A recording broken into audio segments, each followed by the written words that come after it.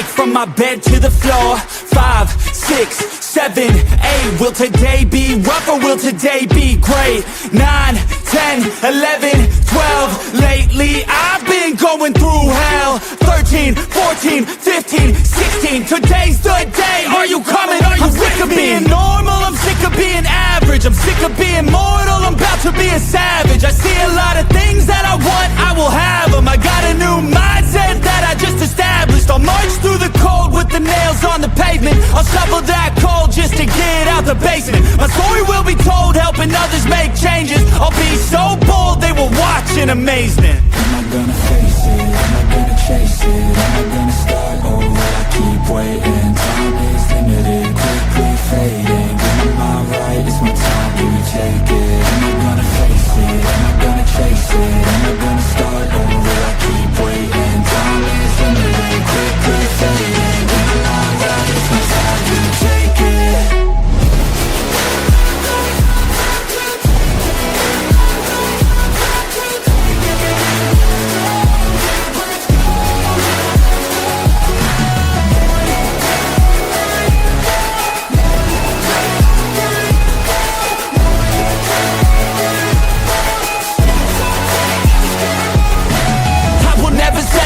Foot up on the pedal, pushing hard to the metal. Make a deal with the devil, channel rage through my vessel into something that is special. Energy of a rebel, going up a level. I just wanna be greatness, I could feel changes. Turn a new page and tie up my laces. I will be the bravest, break out of my cages. I will not be nameless, I will not be aimless. Am I gonna chase it? Am I gonna start over? I keep waiting. Time is limited, quickly fading.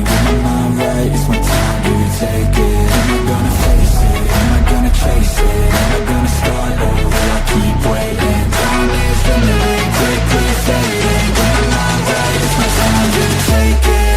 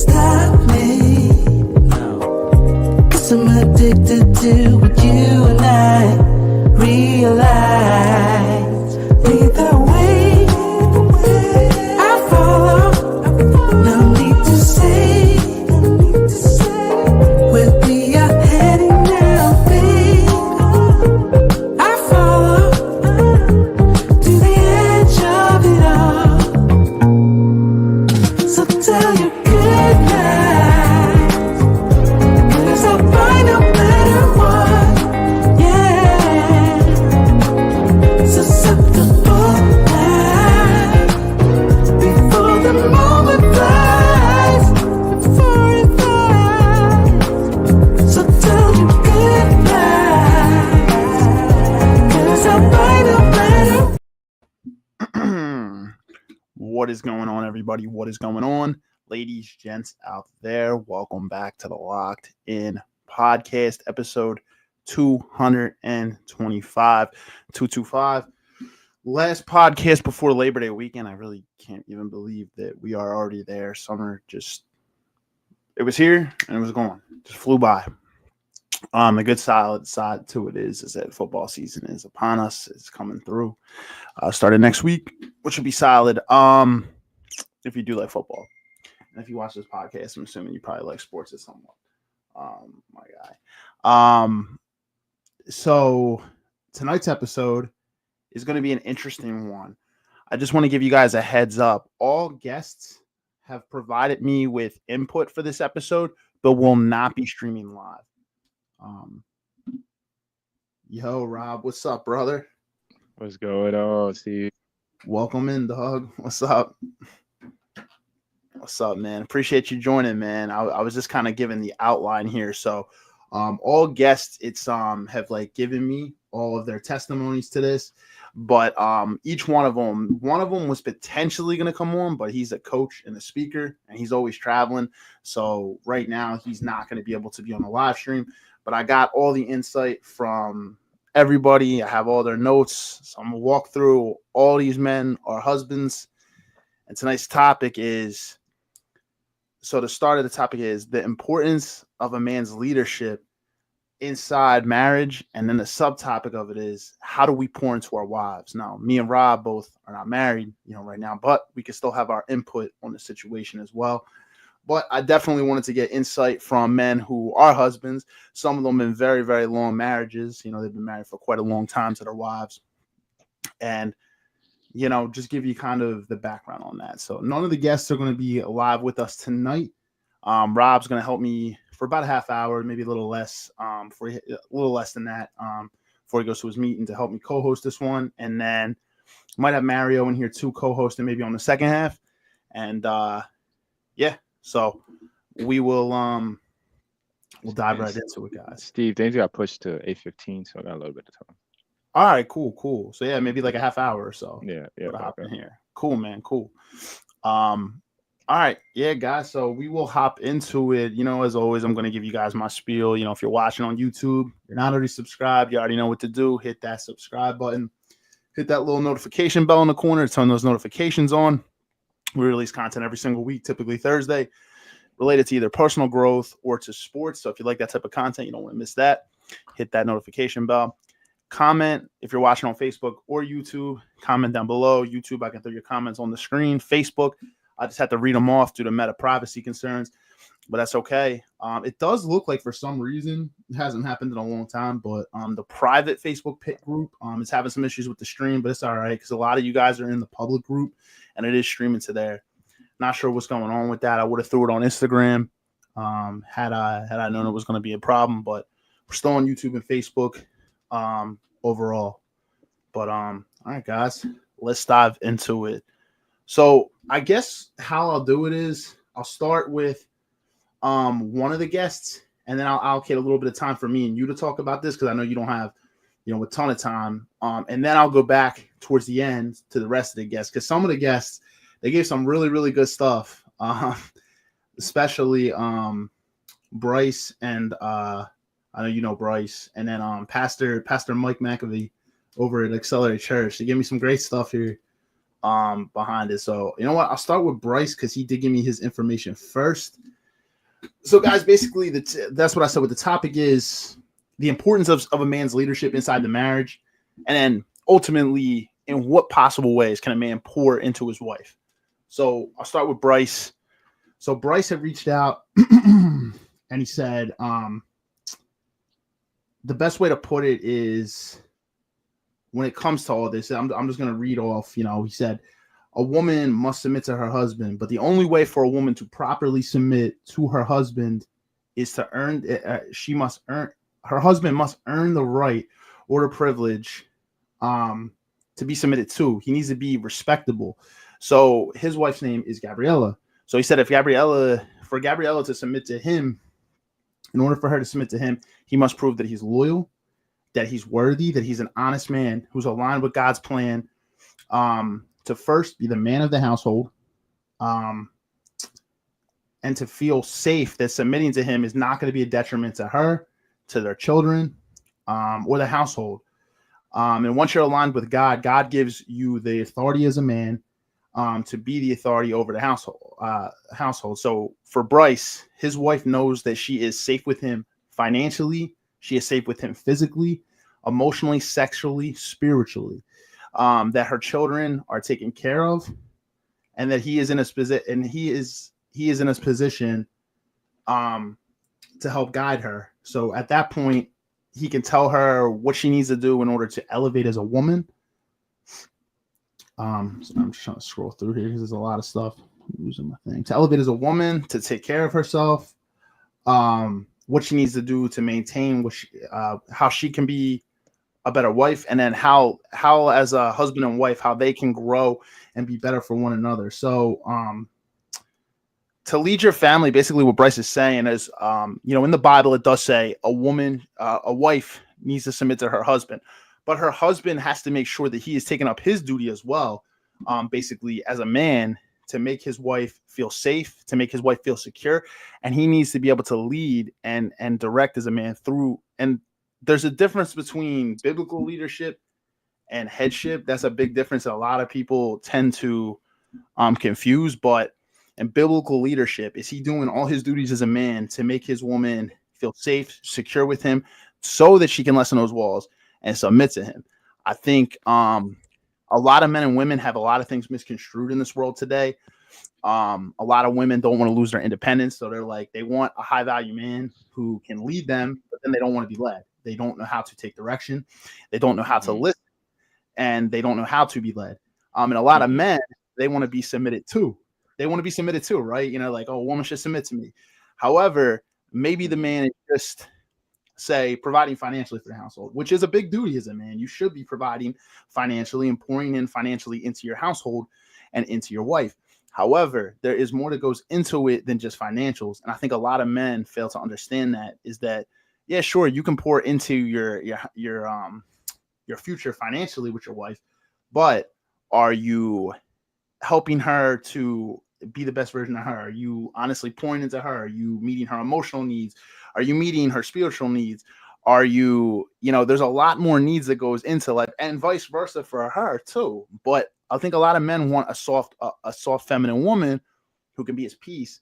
However, at the same time, if she is in fight or flight mode, if she is in survival mode, that woman is gonna find it very hard to be soft and feminine and to be in her peace. You see, you have to also be able to, and a lot of men are going to probably combat that and say, well, I shouldn't have to. It's like, well, that's just what comes as being the leader in a household.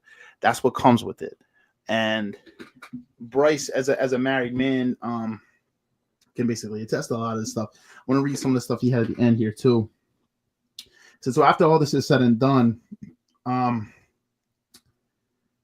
he can lead his family. And then by that point, because of respect earned from, actually building himself as a man and making sure his wife can trust him, he can then make sure that he's loving on her. He's loving, pouring into his wife, understanding what her love languages are. That's a big thing too. It's not talked about a lot. The 5 love languages. We've talked about it on After Hours episodes.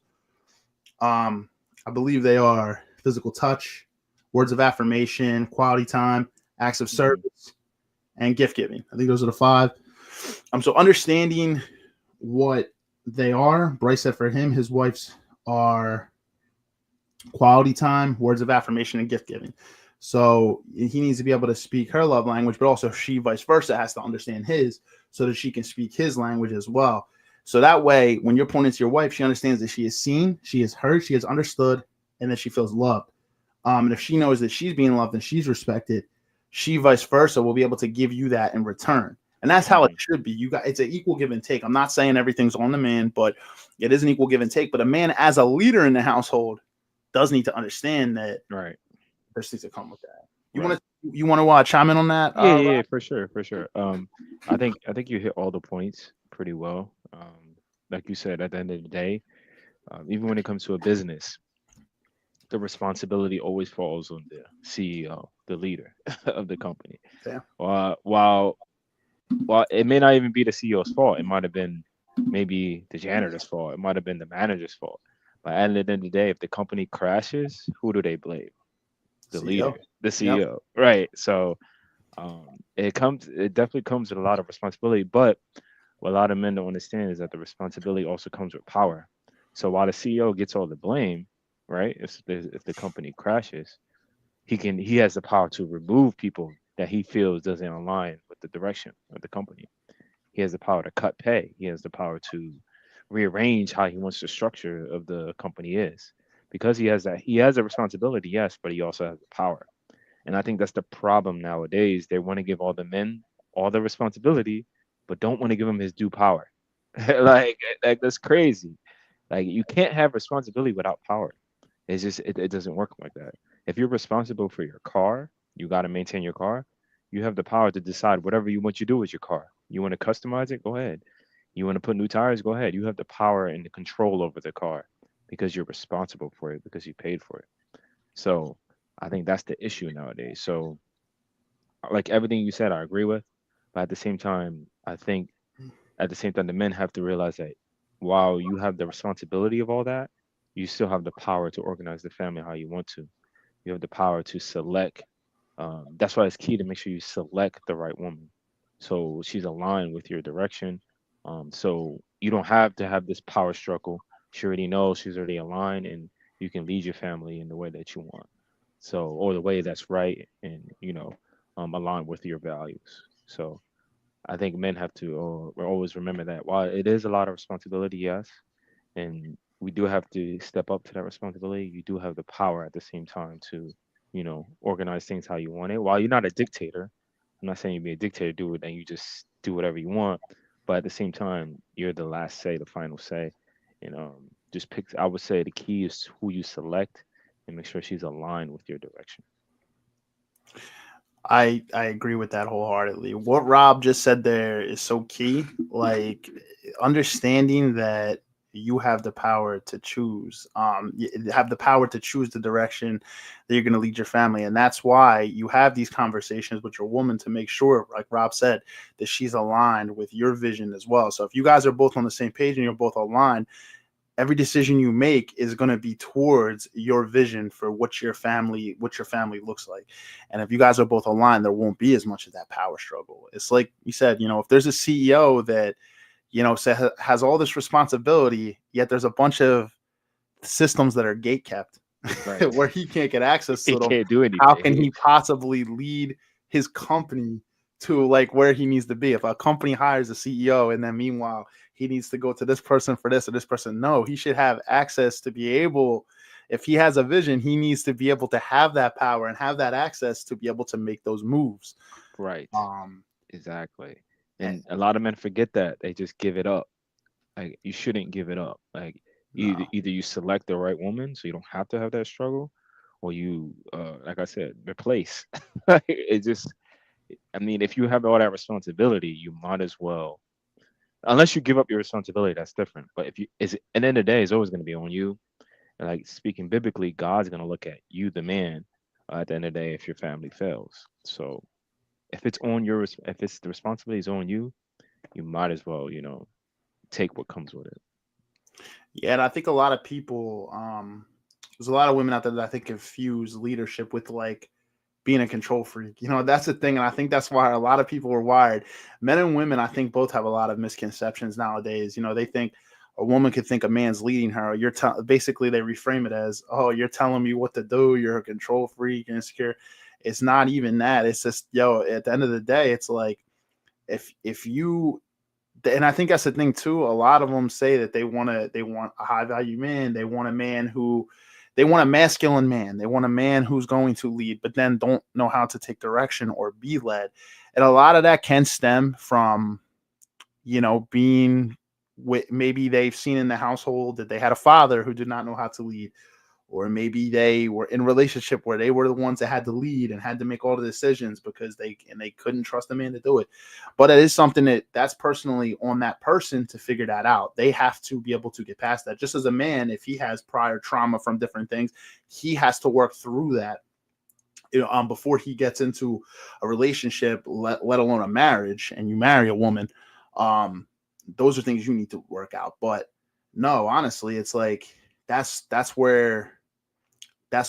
honestly where it starts. You have to be willing to be with somebody who's going to align, or like Rob said, or replace.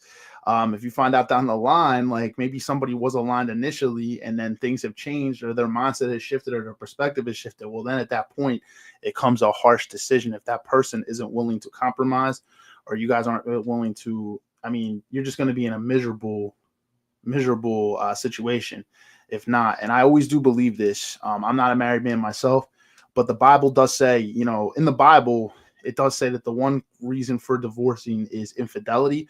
But I do believe that if you both can't, if there's problems inside the marriage and both of you and one of the partners doesn't want to meet the other person halfway, they refuse to work on things and they just want to stay in the cycle, well, then I do think that is also a reason for divorce. Why should you be miserable for the rest of your life because the other person isn't willing to work on the issues too?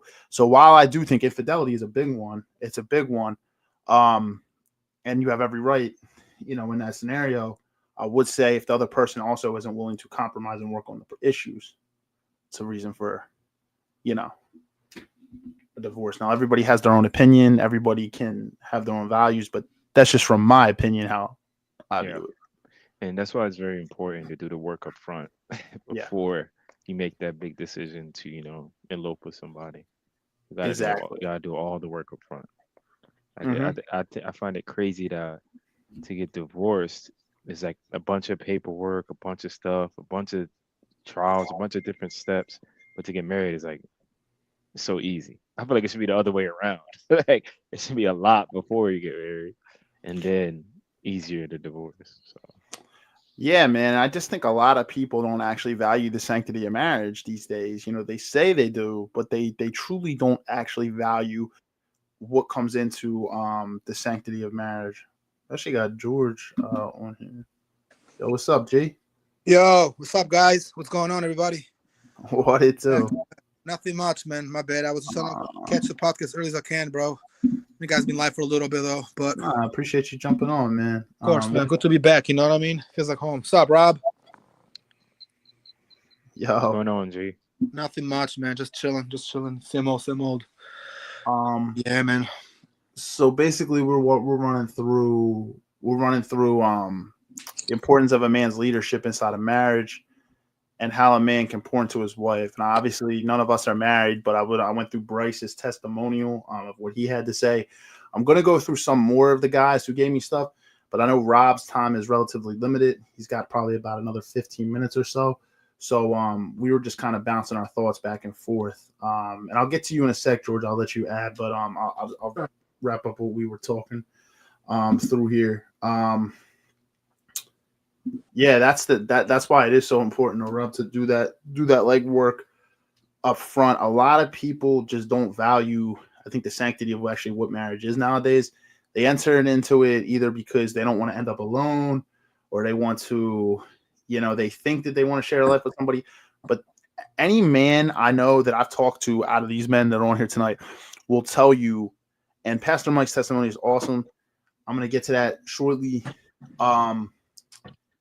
It's a lot of sacrifice that comes with it.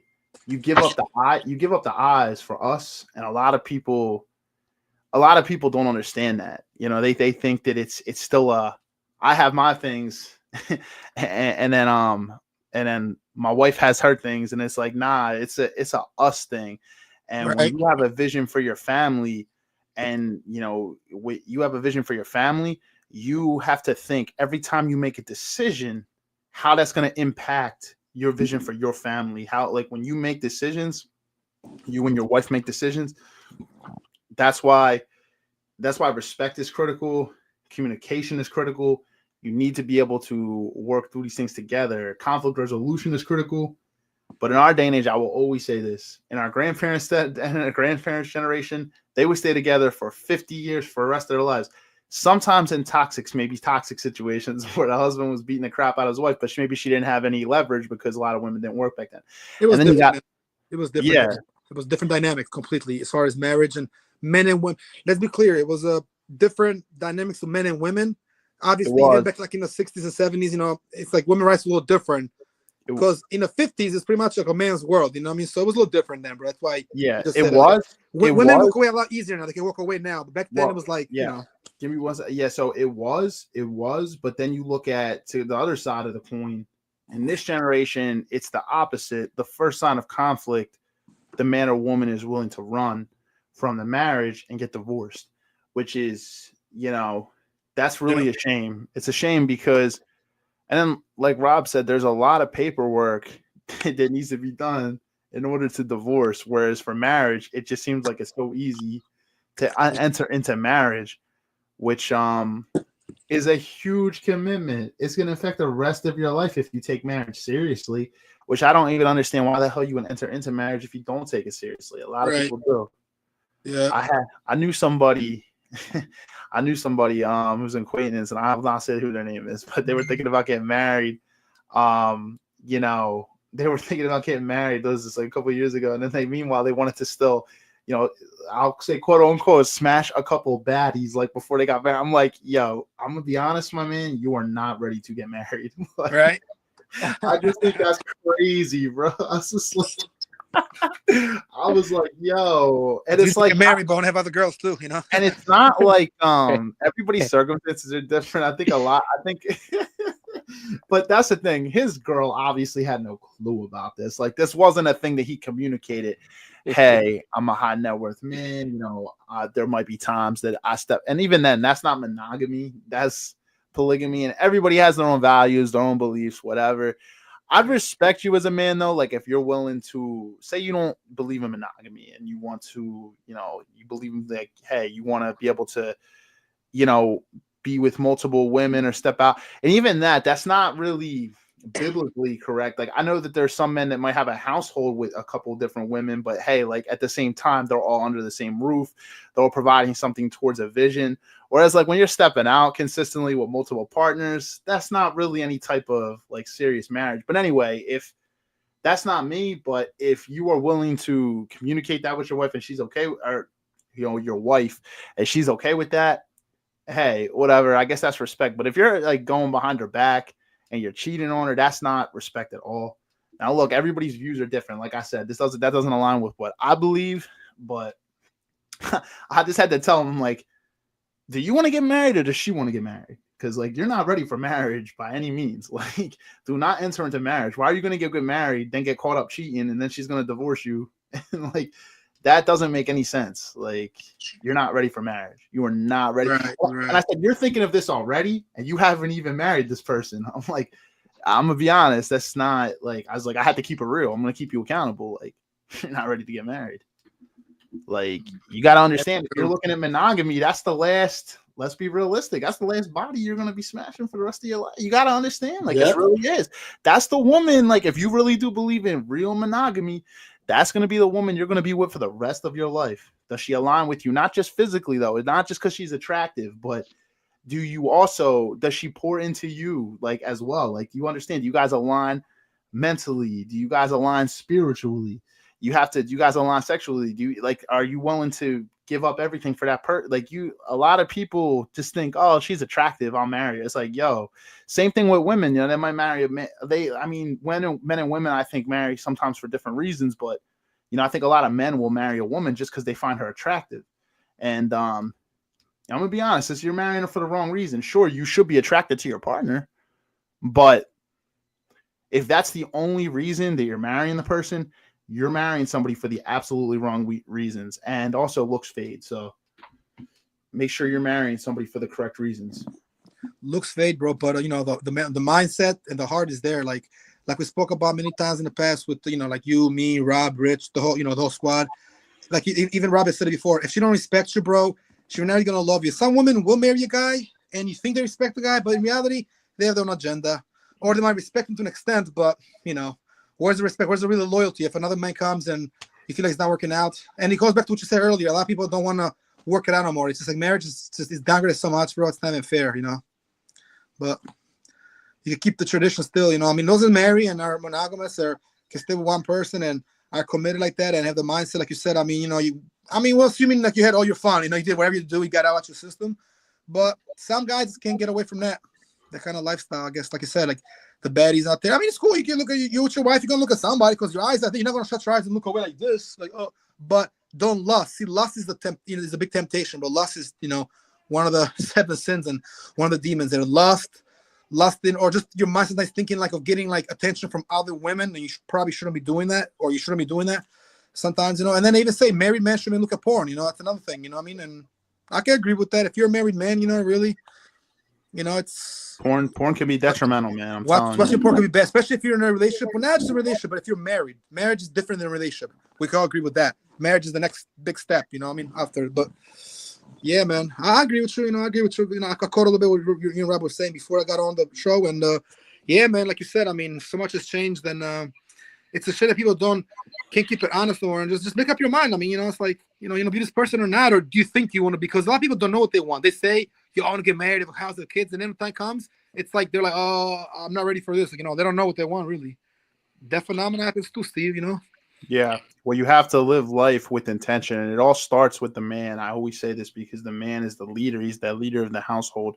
So, like Bryce said, you have to make sure that you are a respectable man. You are a man that your wife is willing to submit to. A lot of men want to be submitted to, but they don't carry the character of a man that's worth being submitted to. It's not just financially, but you have to be pouring into your wife in other ways. And a lot of men go, well, why is it on me? That's what a leader is. You want to be a leader. That's what comes with the role of leadership. So yeah, you can't sit there and piss and moan and want to be a leader. It just doesn't work that way. Being a man is not easy, and being a leader, like you said, bro, it's because that's the case. Everybody be leaders, and there will be no bad marriages. There'll be no deadbeat fathers. It feels so easy for guys, but they're not ready. A lot of people are not intellectually mature yet, or in their mind is not there yet. Like you said, they might be ready for like a girlfriend or see somebody, but not to marry or have kids. Now I'm talking about kids. Kids and marriage are two different things. Even another notch. Now we're talking about marriage, and man and wife and communion with God and all that, and until death do us part. But then you have kids now. See, once lives are born, bro, that's why it's easier, right? Correct me if I'm wrong, guys, but isn't it easier to get divorced if you don't have kids? If you and your wife, and it doesn't work out? I'll be married to my wife for 6 years. It didn't go the way I thought it was gonna go. But now it's the time, and you done worked it out. But when you have kids involved, it becomes the odds are different now. That completely changed the dynamic. And to be honest, at least with my belief, I think like that is where the true marriage and bonding is when you guys form kids, because remember, you're linked to that person forever. Like no matter where you go in this world, you're always going to be linked to that person because you guys have a child together. Bingo. So so I think that's where the quote unquote soul tie is at, because you are tied to that person forever through the child. Yep. Soul ties is such a big thing that a lot of people tend to overlook. It's like, that's very, very true. And I think even when a child turns 18, a lot of people go, no, you're always going to be connected to that person in some way, even after the child turns 18. Now, if you're paying child support, maybe financially, sure, but you're always going to be tied to that person once you have a child with somebody. I will say this too, people may give more grace for things like to stay together because they have children too. But I've also seen people stay together just because they have kids with that person, and it's like they're miserable together too. So that's the thing too. Respect is a big thing.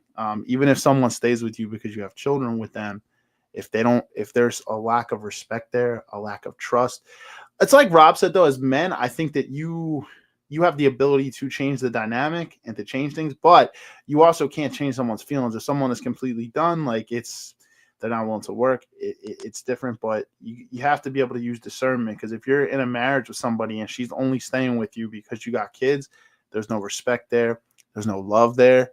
To be honest, then you can't even be a leader at that point. She's not going to submit to you if there's no respect. If she doesn't respect you as a man, she's not going to submit to you. And then you can't carry out anything as a leader as well. So there's a lot that goes into that. But and when I say a lot of men, when you get into marriage, you have to really think. There's a lot of different ways. Like I said, you pour into somebody, financial stability, you know, making sure you're financially stable as a man. You have goals. You're growing towards something. Also, physically, are you working to be in the best shape that you can be so that you can defend your wife, and if you have kids, your kids, and be able to be a protector in that sense. Emotional intelligence, very, very important. How do you handle conflict? Like, because, you know, if you're a man who gets easily upset, doesn't have patience, is erratic, your woman's going to struggle to feel safe with you. And that's just, unless she just prefers a toxic dynamic, which long term probably isn't going to work out anyway. But a woman who actually wants a healthy partner prefers a man who can keep his emotions in check and has emotional intelligence. So there's a lot of different things and a lot of responsibilities that come with being a man in a marriage. There's a lot. And any man I've known that's been married for a long time has said this to me, you know? For sure. Now, I think the thing is like every man is, I would say every structure and family is different. I don't feel like there's like I feel like there is a structure and like template that men can, like, you know, build off of. But like every man is going to be a little bit different. Every relationship is going to be a little bit different. Every family is going to be a little bit different. So I guess we kind of just talking about foundational things. Like George may be his family different than Steve, you know, or different than me, you know. Facts. So I think the key is, like we were saying earlier, is selection. Even on the woman's side, is like if you select that man, you understand him, you learn him, you know who he is, you know how he leads, his values, and then you decide to accept and select him. Hey, this is what you signed up for. It's almost like when you sign up for Amazon or you sign up for FedEx. They have their way of doing things. This is what you signed up for. If you don't like it, change companies. Yep. At least before, you know, you signed a lifelong contract, right? But, you know, that's why it's key to learn the person and learn how they do things, and then, you know, you sign on. So I think that's the key. Yep. Doing the legwork up front, right? It's like if you do, like Rob, in real estate, like the investing side of it, right? You do all the projections, you do all the legwork up front, and you do all the, you know, all the calculations and all the budgeting. You try to figure out, hey, how am I going to be profit? You do all the legwork and you do the inspection stuff, all the legwork up front to understand your person and realize if that's what aligns with what you want.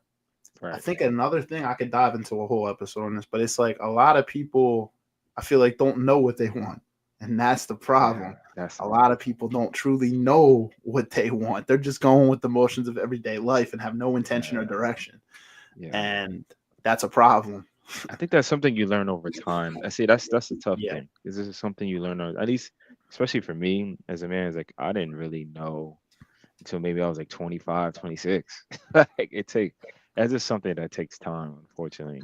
Some people can learn earlier, some people can learn later. But yeah, that's just something that comes with time, experience. Right. And you might not fully, like, you might have a vision of something now, but hey, plans could change in the future. You might be like, okay, maybe I want to pursue this. And, you know, things can change around and all, but having, yeah, it definitely takes time. Like, I think a lot of people, as soon as they, you know, finish high school, they think they should know what they want. And that's usually typically not how it works. Yeah. Most people aren't like that. They're still going through life experiences, and they're really just trying to figure out, like, what they're good at, what they're passionate about. And then also, can they make, you know, some type of, you know, financial stability, build some financial stability out of that as well. And that comes with also looking for a partner, you know, also understanding what you want in a partner. These things, they take time and they take experience to really shift your perspective and to create your vision. Right. And I think that's True. what's tough for high school sweethearts. I mean, most of them do work out, but sometimes, you know, you guys get together so young, and then y'all, you know, they grow apart, they start valuing different things, and really start to, you know, grow into who they are, and they find out they're not compatible. So Yeah. that- I'm glad you can said be that. tough. I'm glad you said that because I see a lot of people like that. Actually, I actually know somebody like that, Rob, right? It is a kid that I know that I'm cool with. He comes to the soccer team, one of my teams I play with. And I'll be seeing when he's a girl, but I'm thinking to myself, like, hey, that's your high school sweetheart. You're 17, or he's about 17, 18. She's probably about like the same age, maybe like a year apart, but they're like around there. I'm like, I don't know how this is going to work, because when you give somebody so young, you don't even know yourself that well at 16, 17. I mean, you're still kind of like developing a little bit. But I mean, to spend the rest of your life with somebody you met after a certain age, it's hard. It's a small percentage, you know. But if you know him for a while, like you said, usually a lot of times they do work, though. You know, believe it or not, a lot of times, Yeah. high school sweethearts or young couples, or you know, and sometimes you could get with a girl or a girl gets with a guy, right? It doesn't work. You know, you guys are together for a little. So this is, let's just say 17 to about 21, which is 4 years. They break up, and then by the time they're 30, somehow they reconnect, and you know, you can start again. Because I know guys that had a kid with a woman, they left and they came back and they give another try, and it somehow worked out. But Yeah. sometimes it's tough when it doesn't work the first time. How do you know it's going to work the second time? It takes, like you said, a lot of commitment, effort, changing the understanding. It's Maturity that comes with it. Direction, purpose, and like you said, I was in a relationship when I got out of high school, and it lasted like almost a year after high school, but I was not as emotionally mature as I am today. Like I didn't know what I really wanted to do at that age. I was still in community college. I had no idea, you know what I mean? But my maturity level was a lot different than where I'm at now in my life. Direction and purpose. Like, my direction and my purpose was just, you know, right. I had so I'll be honest, I was on my grind a lot at 19, but like I also didn't really. I was doing things to work towards certain things. Like I knew I wanted to, I knew I wanted to do maybe certain things, but my plans have changed since then. I still didn't have a firm like intent, like direction, purpose of like what compared to where I'm at now. Like I can't imagine. Some people do, like you said, George. You know, some people can be high school sweethearts and it does work out. I know people personally who were together since like freshman year of high school and they're still together and married now and have children. But yeah, there's a lot that comes with it. And I'll be honest, I'll go to this before Rob has to be out. But you know, Rob he travels a lot, and I love that, to be honest, because travel gives you a lot of perspective into the world in general. You know, if you switch up your experiences in life and you consistently like you try new things and you focus on challenges and changes and growth and you don't stay stagnant, you don't stay doing the same things. It helps to shift your perspective and, you know, what you actually might want out of life. Because if you've never seen certain things, traveling's a way to see different cultures. If you've never seen different things, you might not know, hey, there's a whole great other side of the world out there. So travel, while it's, you know, it might not directly relate to this, it's just being able to see different perspectives, and being able to see different things that's important, you know. Yeah. It shifts your mindset. Actually, I want to add on to that a little bit. I had something else to say, but I just can't think of it now. But I want to add on to this. Traveling, when I went to Florida the first time about 5 years ago, I went to Florida, right? I went to not Miami, but I was near Miami. I remember going out there, meeting some people there, even though I was only there for 24 hours, really. Well, actually 2 days, so a little more than 24 hours. I didn't stay long that time in Florida.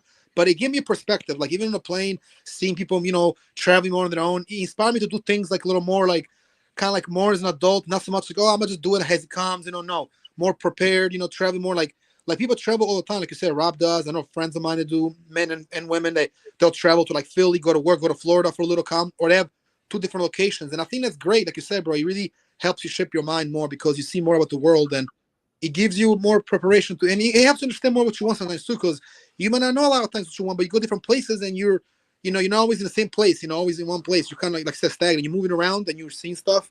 It's helping you grow too, actually.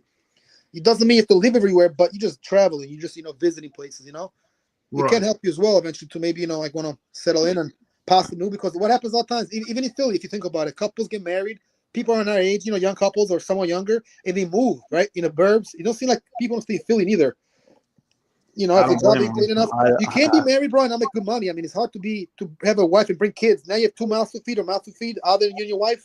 It gets tough. So I mean, that's another thing too that people don't know about, the economics behind it, the understanding of things, supporting each other's dreams, goals. Adapt, and that's the thing. If y'all supporting y'all or working towards something, adaptability. You adapt to the circumstances. Adaptability, yeah. You adapt. That's a good point, though. Yeah, like. It's just different, but traveling is great for your soul in general. And I mean, if you could travel like with your wife, or like people say before they get married, they want to travel. So, but I mean, it depends, I guess, too. You know what I mean? Yeah. But I definitely think it's a good idea, though. You got to head out, Rob. Yeah, I got a few more minutes left, but I was gonna add, I think what traveling does is, it opens you to experience that, you wouldn't experience in your hometown. It opens you up to things. Facts.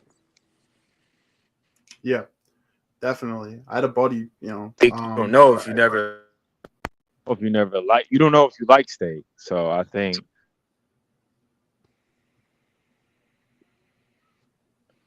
just allows you to form an idea of what you want, in terms of what you want at your life, your mate, and kind of form your values. So that's why I always tell young people to like, no, don't do crazy stuff, but go out and experience things, try different jobs, travel here, do different sports, meet this person, Experiences. meet that person. Yep. Yeah, the sum of the experiences will allow you to know who you are, but also form your values and your and find out what you want out of life. Yeah. Almost like formulate your own way, like your own style, your own ideas, identity a little bit. And again, like you said, Rob, it starts a little younger. I mean, I got travel a lot when I was younger, and then sometime around like my teens, up to my 20s, I didn't, after like my teens, after my early 20s, high school and college, I didn't get to travel as much, and then I started traveling again, like late 20s, early 30s, like by 30, but it's okay. I mean, you're never really too old to travel, but travel is good for your soul, though, and I mean, it helps with marriages too, believe it or not, because it can actually make you know and understand, especially if you already have those values, you're going out to different places. You might travel to different countries. They see marriage completely different. Excuse me. So you might say, okay, look, I'm used to like Philly or America, but in other countries a little different, and there might be stuff you might be interested in. And I mean, honestly, bro, people are even meeting their wives in other countries. You know what I'm saying? Like we've been seeing this more and more lately. We all seen girls watch the 90 Fiancé stuff. They're all watching this stuff. So it's like, yeah, traveling and marriage and all that comes hand to hand. And ironically enough, when you get married, what you do, you go on a honeymoon, you travel with your bride, right? So it's kind of part of the deal a little bit, but that's a good analogy and a I think it's Campbell now, but hope you're going out for a second. Yeah, no, it's the shift in perspective is critical. There's a lot of things that you just don't get to see, and like I just think in general, you only get one opportunity at this thing called life. You might as well challenge yourself. Try new things, push your comfort zone. That's a thing too. A lot of people don't push their comfort zone, but I'll just keep this I'll try to keep this to the topic because I do have other men's things that I have to go through on here. Oh, my guy James sent something too. Let me Steve, what's up, bro? Yeah, I have to I'm gonna have to copy this and put this over to Messenger so I can put it on. Well, you got the chat? Are you looking at the comments, Steve, or? Yeah, no, Yeah. James sent me something too. But, James.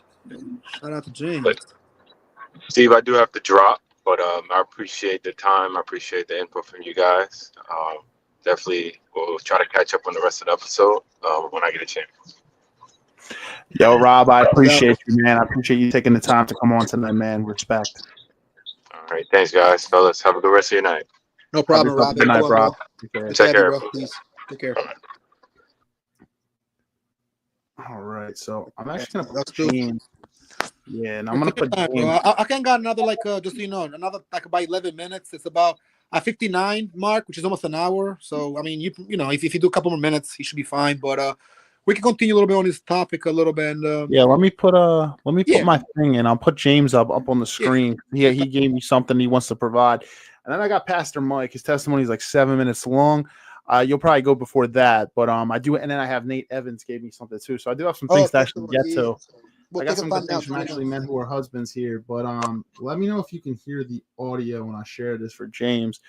Okay. What I was gonna say is Marius might come on for some of the second half too, so I might still be able to co-host it with somebody.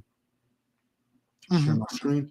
Like I said, I'll show for a little more, bro. But yeah, let me. It's a topic though to definitely to kind of like explore, and we could probably even have a part 2 of these and bring some men that are married and some women. Obviously, you got the testimonies, which is great. You already have some people that you're showing them. They're showing you some of their input. Yep. There we go. Let me know if you can hear them, because if not, I gotta maybe not share the window, but share the. Okay, let's see. Yeah, let's give it a try real quick. Can you hear that? Nah, you couldn't hear it. Nah, right. I can hear nothing. So what I'm gonna do is, I'd love to hear it because he seems like you say something good. It's James, but unfortunately. So let me try this. Pick it up. Let me try this one.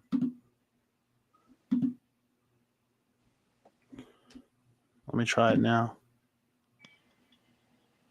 Oh, wait, I can't even hear him. What happened? Give me 1 sec. Mm-hmm. All right. Now let me know if you can hear this. Steve, what's up, my brother? Yep. Brother James here. Apologize for being in the car, but I wanted to make sure I weighed in on this conversation. big shout out to you for even having this conversation, because it needs to be had more often in churches and across the board, in terms of men and women and marriage and leadership, and men pouring into their wives. And I'm going to say something that I know nowadays people raise their eyebrows because everything nowadays is twisted. But the thing is, when I was coming up, I always heard the term helpmeet, in terms of the wife being a helpmeet. It doesn't mean that she's subservient. It means that the man is the head of the household according to God's will. And the man, to me, has to embrace his leadership role and take it seriously. So it's not about her being subservient. It's actually the opposite, where the man is actually serving his family. At least that's how I see it. So he's serving his family by seeking God first and foremost, and allowing God to pour into him as an individual, and then him pouring into his family. You know, we get so caught up sometimes in our careers, our jobs, our titles, money. Football season's about to come up, so you have guys who will spend the entire weekend buried watching football, watching people that they don't even know, as opposed to pouring into their family, pouring into their wives, pouring into themselves. So when I think about pouring into your wife, it really starts with you pouring into yourself and seeking God to help you do that. So you can't pull out something that's not in you. So for me, pouring into your wife really starts with you being ministered to, seeking God, reading the word, praying, seeking direction for not just yourself, but your family and its legacy and the direction and trajectory that you want to go on. So pouring into your wife, leadership as a man within the family, to me, it really starts with you being subservient to God ultimately. So that's my take. I hope I was able to help weigh in on this important topic, because it is important. And again, thank you as always for having me. Take care. Peace.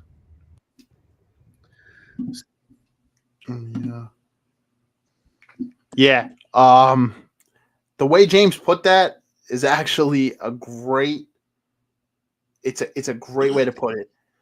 A lot of women, and like I said, men and women both have a lot of, I think the viewpoints twisted nowadays. A lot of it is twisted. A woman thinks when she submits to her husband that she is subservient. That's not true. It's just biblical leadership. The man leads for the vision of the family and the goodness of the family through God's will. And I think a lot of women confuse that with being controlling, being insecure, and that's not true. You know, being able to be being controlling, and your woman is subservient. The way James had put it is actually a man is actually serving his family by pouring into himself, Provider. leading them through God.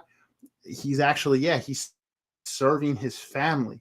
That's a great way to look at it, actually. Yeah. It really is. Bro, you serve God when you serve your family, man. Come on. Family, like they say, your mother and all that, and then it's a close to God. And then, of course, after that, it's like your family. When you become a man, your mom, your dad have you, become a man, bro, then you got to start your own family, you know? And like your wife, man, that's why, like James said, it's just like marriages are so twisted these days, bro. It's not fair. It's just unfair. And so it's sad, really, that people even have these thoughts. But you can say it's the new generation. But then again, generations before us, including James' generations before them, even then there was divorce. It's all about, like you said, understanding their role and, you know, just being there for your kids and for your wife, man, you know, because you can't say you love her, but you think you love her, but then you do other things too, you know, then you have a problem, you know, like simple as that. If you have, you know, probably you can't stay committed and all that.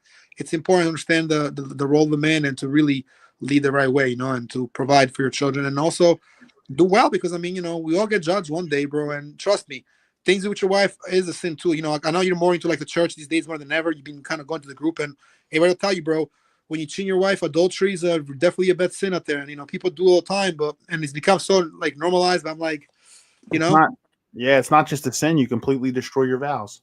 Your vow. Exactly. You took a vow, bro. Like you went to priesthood, you went to I don't know, say to like some kind of like intervention. Some people do it in a cult, some people do it for the streets, but it's almost the same thing. But here's a vow between a man, a woman, a priest is there. Oh, a priest is a mediator, helps God and God. God sees everything. You can say, well, the priest is a kind of giving God's word. Okay, I can respect that too, right? But ultimately, it's more than just the priest and you. It's, you know, God there. So God sees him. You say, I do, bro. And that's the thing. I was talking to a friend of mine. I ain't gonna say the name, but she's telling me that like basically these marriages these days, there's just no hope, and it's like it become like a business, a monopolized thing. And I'm like, yeah, it's a shame, you know, because you should really love your wife more than just love the money. But the money helps to provide for your wife and your kids, you know. And I think the landscape today can make it daunting, but I don't believe that there's absolutely no hope, because there are people there's hope that are very intent and that are loving and caring and are completely will align with your values. So people that's why how James said, you have to pour into you first. When you can pour into yourself and you can trust, I'm a Christian, so I believe in God, and you can trust in God, and you can, as a Christian, be able to trust in his divine guidance for your life. You can speak to him. You can pray. You can do all the things you need to do, but also be able to actually build a relationship with God. I think a lot of people, they tend to believe that being a good person sends you to heaven, but that's not actually how it said. It's to have a relationship with God. You gotta accept Jesus And as with your Lord Jesus and have a relationship with Christ God, bro.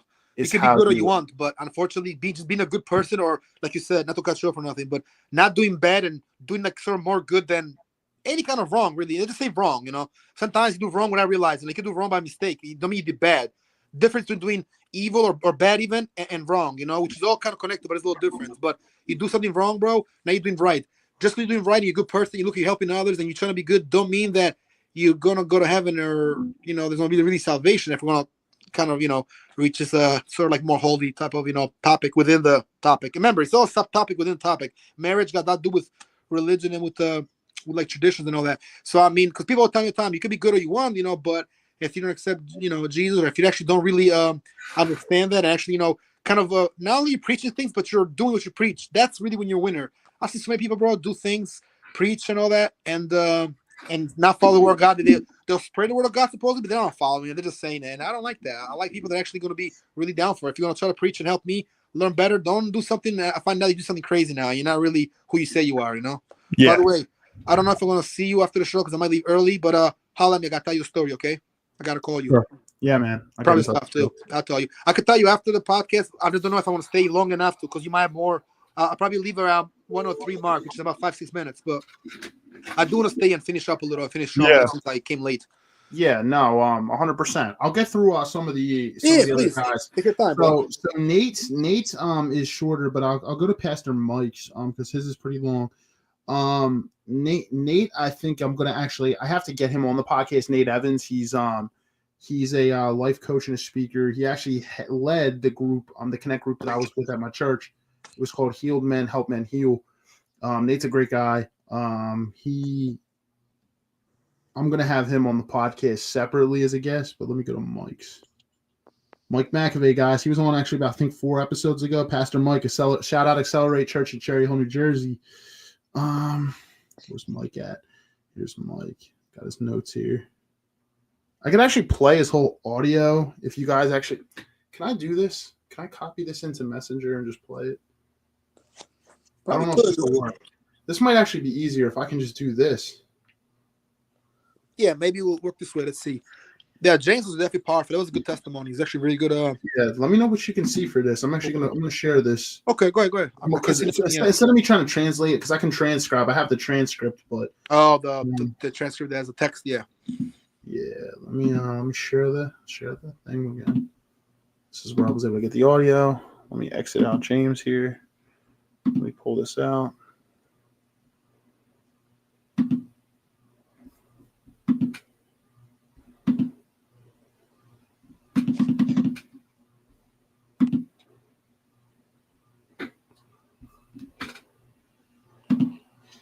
Yo, man.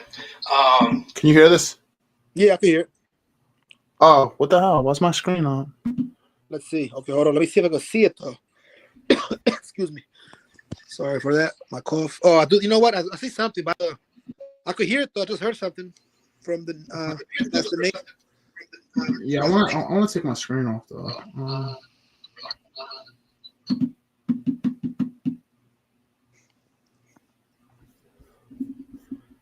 All right, if I put this up.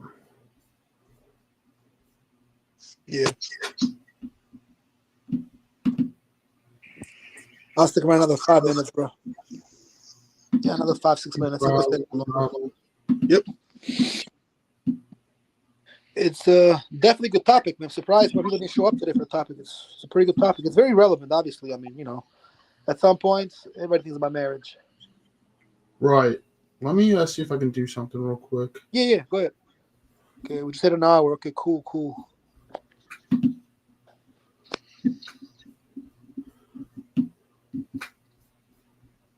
Let's do this. I can see it. Yeah, I mean, I can give you a couple of preliminary thoughts. I think men's leadership in marriage, I think of it in three distinct kind of factions. The first one is that men are called to be prophets in their home. They're called to speak up, like in a manner that is unto the Lord, right? So a prophet is a warner, an encourager, a foreteller, and a declarer. So we say, so like operating as a prophet to like our kids and to our wife is like almost like, hey, like I want to make sure that I'm encouraging you. I want to make sure that I'm able to warn and I'm able to direct and discern and speak on behalf of God. So like how that looks practically, like when I hear the Holy Spirit say, hey, like Lauren is struggling with something and she needs your encouragement. Like as a prophet, I'm called to go to her and be like, hey, listen, Lauren, I know that you're struggling with this thing right now. I know that there's some difficulty. I know this is hard, but I'm here to tell you that you are like more than enough. And like, I know that you can do this with God's help and that you're going to get through this. And that we're going to make it and that you're smart and that you're loved and that I love you no matter what you do, like all of that stuff. That's a leadership piece. That's number one, prophet. Number two is priest. So priest is somebody in the house specifically who is leading people in worship. So leading in pray. So I'm leading first. I'm asking my wife to pray with her, not waiting for her to ask me to pray with her. So hey, Lauren, can I pray with you? Let me lay hands on you. Hey, Miles, I'm going to pray for you. Hey, Lauren, I want to read this scripture with you. Hey, I'm going to set up this meeting. I want you to come, and I'm going to come prepared with what we're going to learn. So I'm like in a priestly role. That also indicates sacrifice. So this is the big one that people don't like, which is that I have to, as a leader in my home, make sacrifices for my family that I would rather not. I have to sacrifice a lot of times my comfort. I have to sacrifice my time. I have to sacrifice my energy and my convenience in order to be present and to be in a position of leadership in my home that will actually lead to my wife and my son following me. So the Bible says very clearly that men lay down your life for your wife as Christ laid down his life for the church. And so what that means a lot of the time is that I have to lay down my agenda. So when we're both tired and we both don't want to do something, I'm the one who's going to have to die to myself and actually lead the way in being able to have grit and tenacity in doing something that neither of us want to do. AKA, neither of us want to pray, I have to lead. Neither of us want to do the laundry, I got to do the laundry. The last thing, this is the farce. The farce is that because my wife is a woman and she is the woman of the house, that she has to do all of these womanly roles in order for her to fulfill her role as a wife and for me to be able to do my role as a husband, which is to go out and grind and make a bunch of money. No. Right? This is not you do this and I do this. This is we are leading together in this home, but I am the spiritual head, which means that I need to be the chief servant in the house, which means I need to serve my wife sacrificially and willingly, and I need to lay down my life for her. That's priest.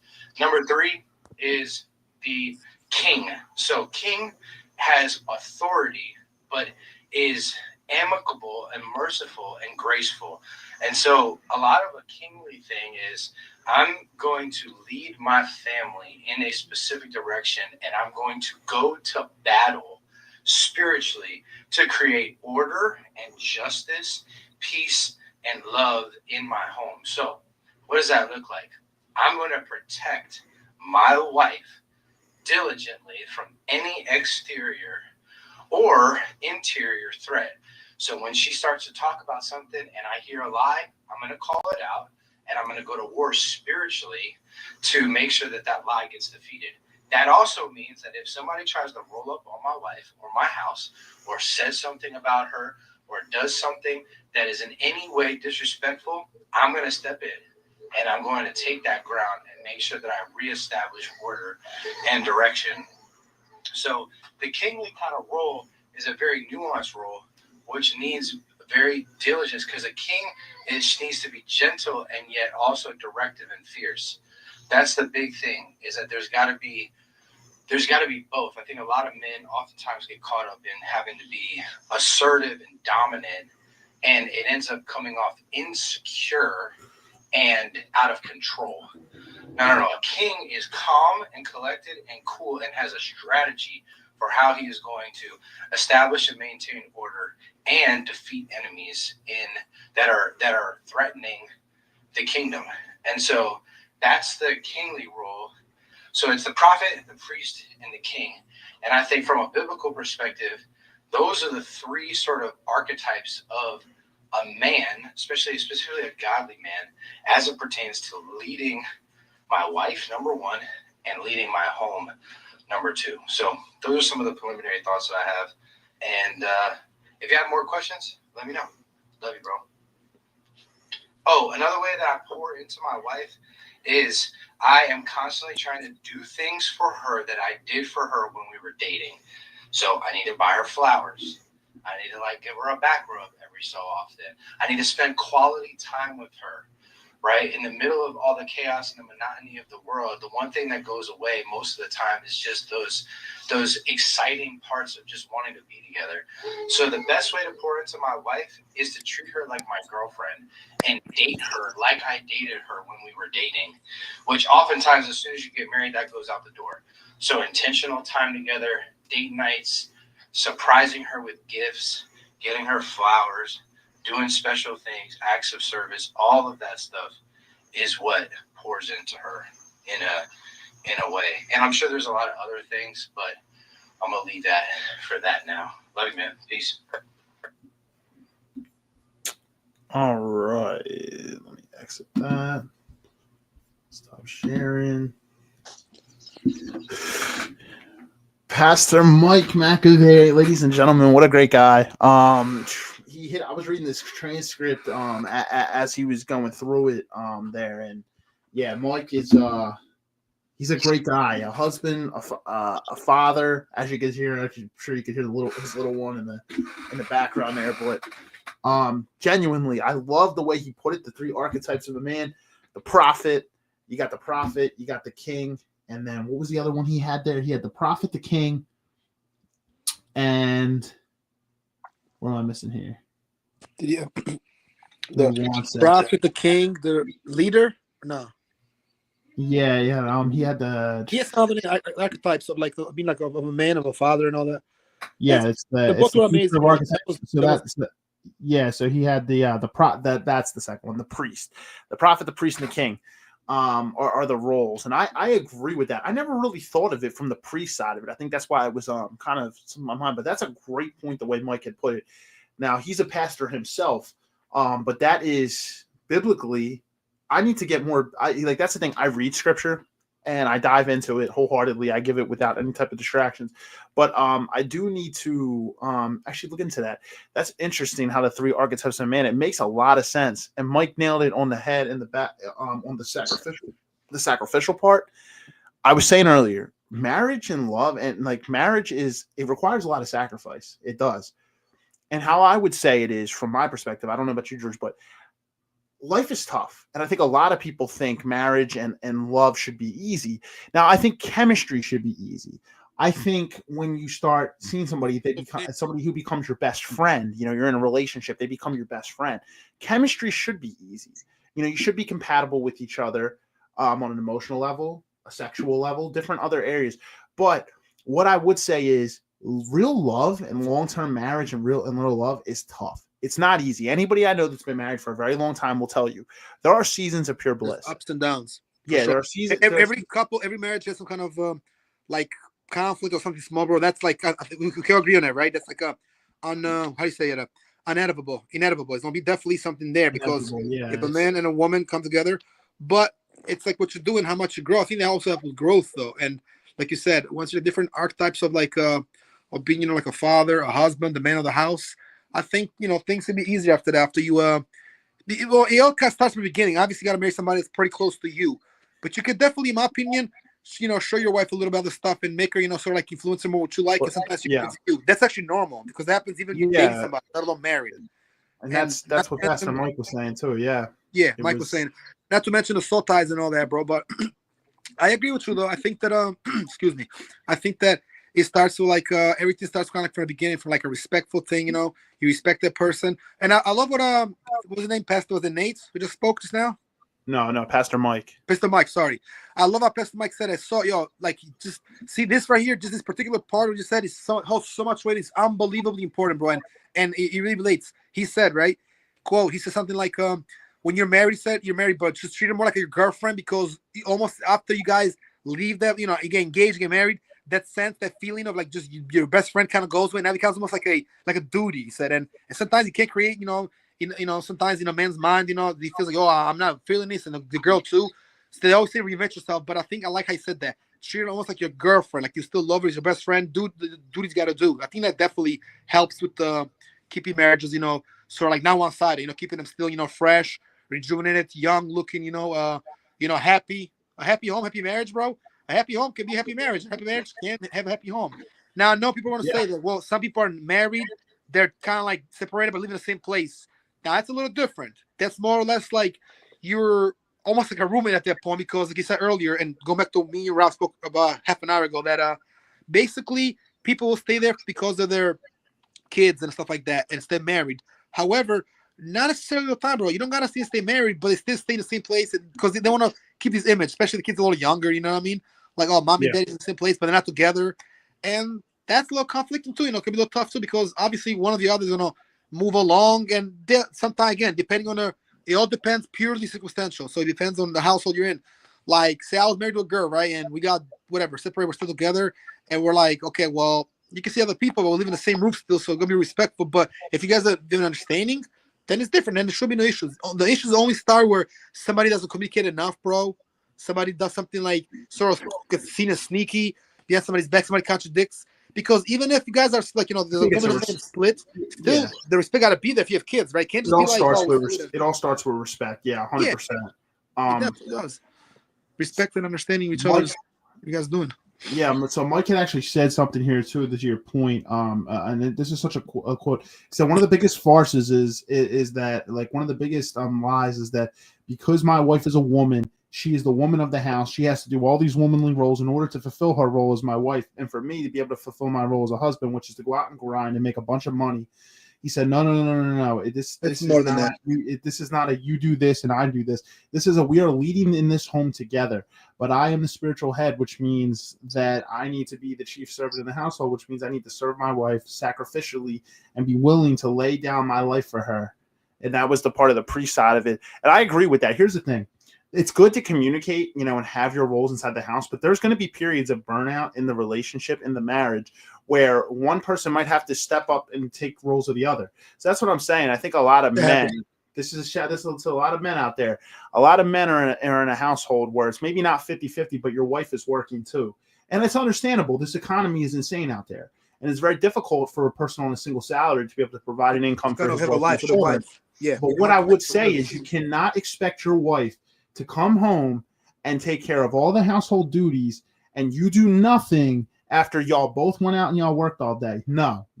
This is a team effort, and you guys need to get on the same team. You need to help her. And I think a lot of people tend to forget that, and I think a lot of men think like, oh, you have a baby, I don't have to do anything. I don't have to wake up in the middle of the night and take care of the baby. No, get up and help your wife. And then they wonder why their wife doesn't submit to them because their wife is emotionally burnt out. This happens a lot. And I'm gonna be honest, like, I love what Mike said there. I'm gonna go back to my other point too. How I said chemistry, all that stuff should come naturally. I think that should be easy. However, true love and true long-term commitment comes with bumps in the road, and a lot of them. There's gonna be seasons of pure bliss where you guys are on the same page. You're communicating. A lot of date nights. You're both pouring into each other emotionally. You're having sex, and your life is good. Everything's like pure tranquility. It's pure peace. But there's going to be other seasons, and this is the part that doesn't get talked about a lot, of turbulence.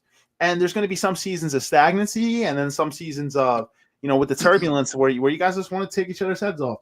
But here's the thing. You find the person who you're willing to go through all of it with. That person you're willing to wake up with intent and to be able to fix it and work on it no matter what. And guess what? When you find that person, that's your counterpart. And that's the person that you want to spend your life with. You guys share a vision. You communicate these things up front. You're intentionally living for a certain vision that you both have. You find the person who you're willing to go through it all with. And guess what? When that happens, that's a great thing. But unfortunately, there's a lot of situations where somebody thinks that, okay, that's what they want. And then it ends up one way or the other. Yo, I want to say something real quick, bro. I'm glad you brought it up because I actually got to leave in about 2 minutes. Yeah, no problem, man.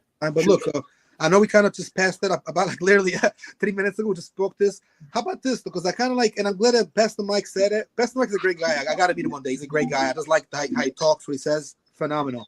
But look, how do you feel about, like you said, right? So the roles, okay, so like, for example, everybody talks about, because I hear this a lot, and you hear this a lot too. Me and you obviously know a little bit about red pill and, purple pill and all that. We kind of have a little knowledge on that, so we know how we hear this all the time. Oh, guys say, I want a woman that's submissive. The wife got to be submissive, this and that. Okay, that's fine, right? You want to come home sometime and see the house clean, a meal cooked, everything else like that. But shouldn't it be a little bit both ways, though? Like, shouldn't sometimes the guy just do that to his wife as well? She comes from work. She might want to back rub, her feet rub. She might want to just relax a little. You can cook too. Why, like you said, why got to be like Coach? I like how Coach Mike said it. Pastor Mike, so cool, man.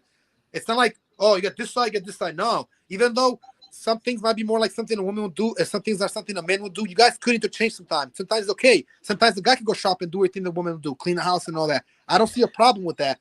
But some families are so structured in the old, almost like a hierarchy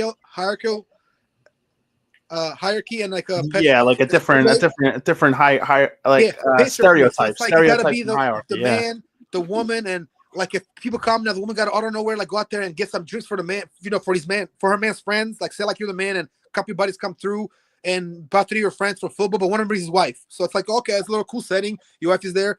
Yeah, I think like sometimes the guy should do it too. It shouldn't just be the wife. Okay, like some guys, and it's happening in a lot of cultures, including my culture, be like this, be like looking at the girl like, yo, like go, come on, go get the stuff. Nah, you go get the stuff. Why she gotta go get the stuff for and it's a tradition, you bring something, something to drink or maybe something, some food.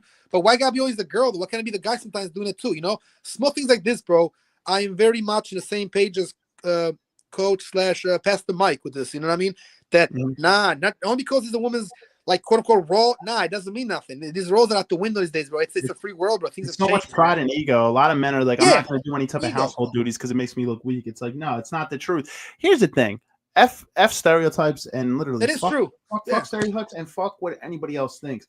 At the end of the day, you have to pour into your family the way you need to pour into your family. I guess so. Like so many people are all putting on a show for the rest of the world. Who cares? At the end of the day, you and your wife are the ones who are laying under the covers together, and you're by yourself. Who cares what everybody else thinks? That's how I see it. It's like, a friend of mine too. You guys both have to be. You have to do what's best to lead your household and dynamic shift. If your woman's going to work all day, like I had to tell somebody this before, it's like they're complaining because their woman worked 12 hours and they worked 8, but still because they thought it was their woman's role as a woman to cook for him. Oh, she likes to do it. She likes to do it. But meanwhile, you're hopping on the game when you get home, and then she's still working, and you're waiting for her to get off work to make you dinner. No, go cook your woman a meal and give her a plate. Like it's crazy. Like she's working a longer day than you are today.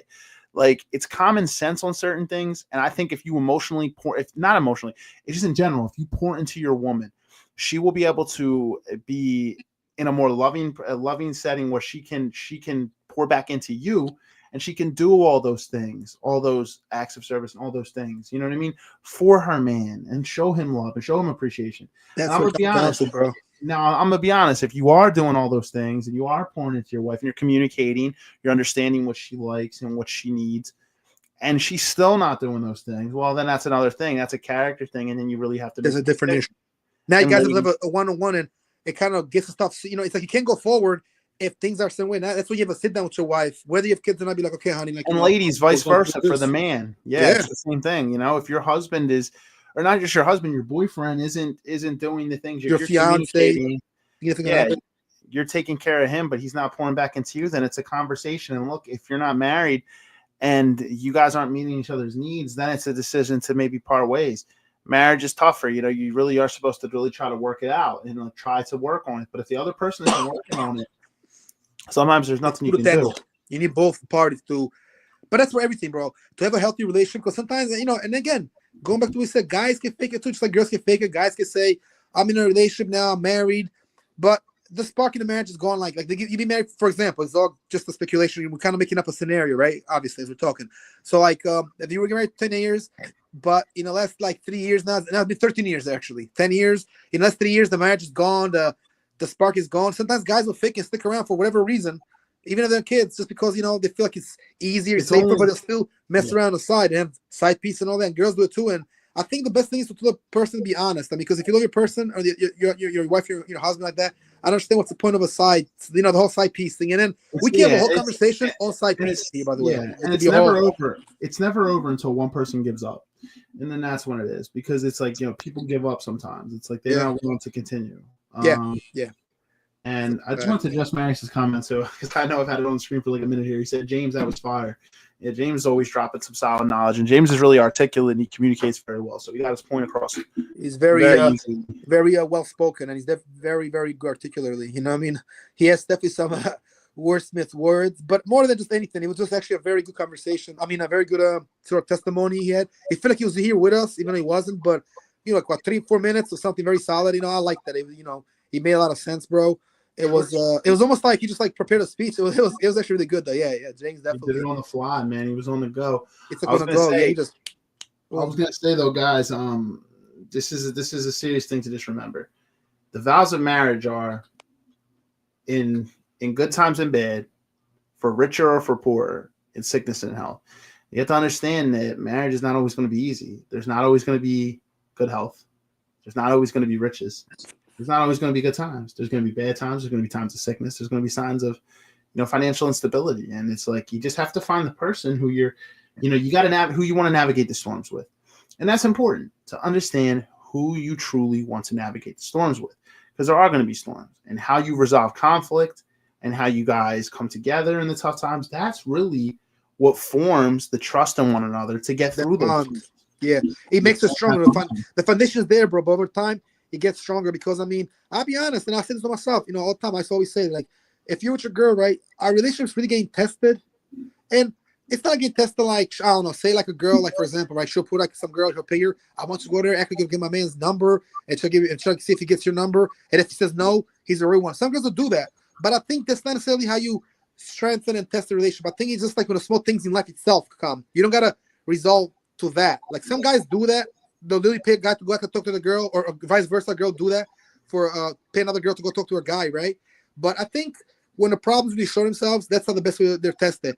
Your wife is sick, your girlfriend's sick, she missed out of work, you got to do stuff for her. If you're not willing to go the extra mile and protect her all the way and look out for her like that, bro, the way she might look out for you, then you don't deserve her. It's that simple. You probably don't care. And we see a lot of these things lately, and a lot of relationships there. The guy kind of, he says he loves her and all that, but how much do you love her? Do you love her, or you really kind of like, have some love for her? You're not really in love with her, you know what I mean? Or are you in love with her, or only because the fact that she pleases you when you need it, she does her stuff for you, and that's it? You gotta be more than that, man. You can't just be like again, a physical, sexual type of idea, and just like a home. Okay, she does stuff for me, that cleans the house, and I'm good now. I hang out all day outside. That it don't work like that neither, Like, it's a lot more than that, man. Like you said, date nights. Connect the other people. Go now with double dates with friends, and have some friends over. Doing stuff that's new, teaching her something else. Showing you, sort of elevating your woman, and she can elevate you because she'll elevate you. Because the thing is, you're gonna sort of get that. People on the street use words like sauce or style and all that, or like drip, which obviously means clothing. How to dress and all that. Sometimes whatever you do, bro, will rub off on your girl, and the girl stuff is rubbing off on you. Because you might even watch a show she watches. See what I'm saying? It's very simple things, bro.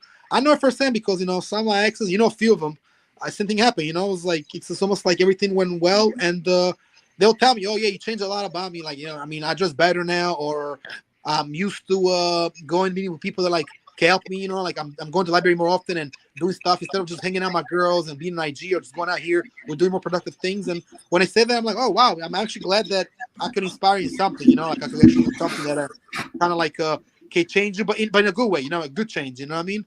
Not saying, for example, she wasn't getting dressed hot before that. She was, but." Right. Yeah, no, 100%. It's like, yeah, no, she could have been getting dressed like that, beforehand, but all in all, guys, is just Yeah, it so depends, I mean, but like I said, bro, it's everything is small. Because I mean, I had girls tell me that like, yo, you know what I mean, like you help me out, like you show me some stuff I didn't know before.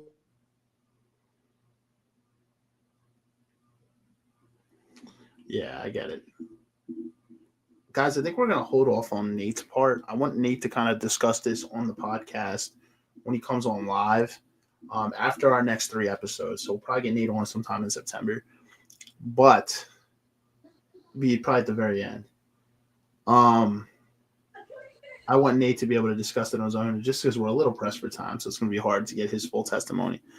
But James, Bryce, Mike. All married guys. All great stuff. Great stuff. Rob and George, both you guys added a lot. I know Rich had told me that he couldn't make it at the last, so he had some things. And Marius was never guaranteed. So, I know he tuned in, so I appreciate the support. We got the info from everybody, man. It's been good. And I here's the thing. I know a lot of other husbands out there.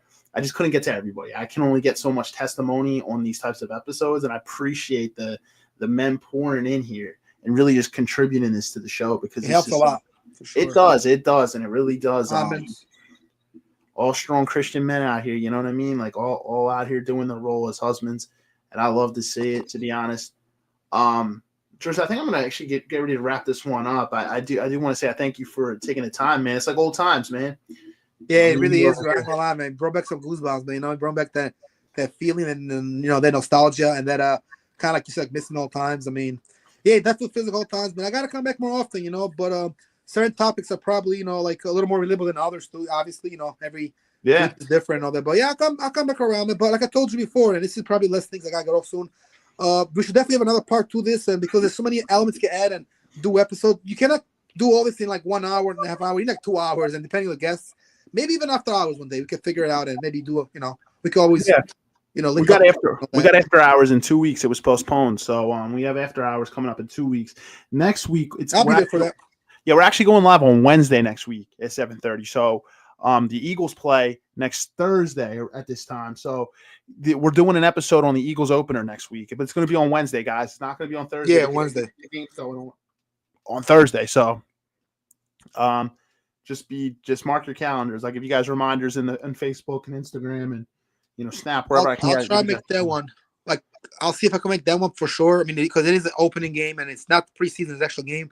But I'll definitely make the 2 weeks from now, so next week is Wednesday, then Thursdays, but it's like late at night. If I'm not working the night, bro, I'll definitely try to do I'll try to come on, especially for the after hours. But in the meantime, if we have some cool topics, obviously, I'm still behind the scenes. I'm still here, so.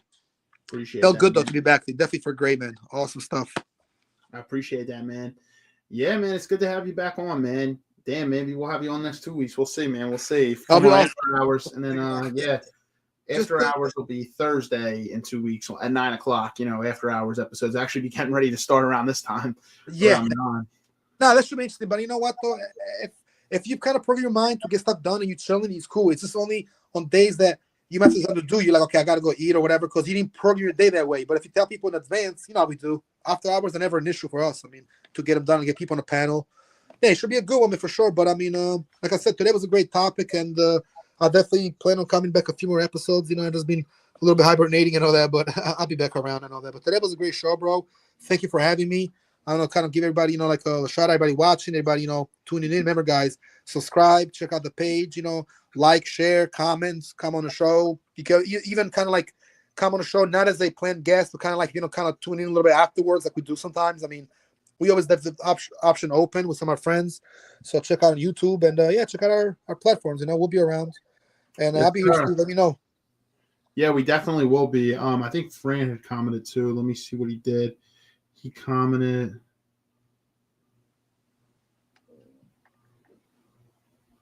Yeah, he commented and said, he said, love it on here. Who said Fran? Yeah, my guy Fran. He said, love it. Oh, that's all. Yeah, thanks, Fran. He's a dad and a husband. He's a dad and a husband himself. I used to work with him at Lowe's, and it's funny. Fran, I kind of look at as like a father figure. He's around my dad's age, but honestly, awesome guy. Glad to call him a friend. Yeah, thanks to everybody. The shout out to the viewers on Facebook. Shout out to the viewers on Instagram. We actually had a decent amount of people on here. I could see the YouTube viewership fluctuating. Guys, I'm excited. great content coming out. So I'll go through the calendar again just real quick before we end it. What we got going on for the next 3 episodes is what we have planned out right now. So we had 225 tonight. 226 is, you can actually ignore the calendar post. It's actually supposed to be vice versa.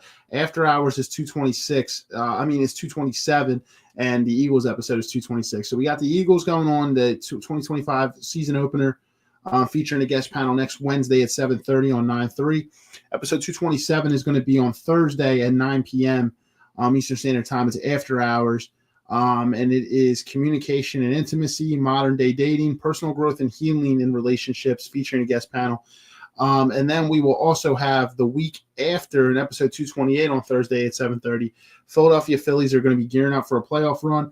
Where are they currently at that time? And what do we expect going into the playoffs? And then if they have a run, we'll cover them more again.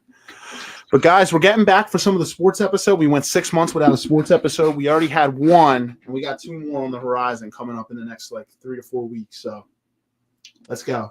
Sounds good, man. I'm looking forward to the Phillies and Eagles one. But having said that, bro, I do got to leave, man. So I'll talk to you a little later, bro. And wish everybody great rest of the night and a great weekend. And I'll see you hopefully next week. All right, bro? We'll be in touch. As far as Appreciate you, brother. Yeah, man. We'll talk more. We'll talk more after the show. I'll talk to you a little later. All right, bro. Later, man. Bye-bye. Have fun. Peace. Take care. Enjoy your Labor Day weekend, guys. Thank you. You too.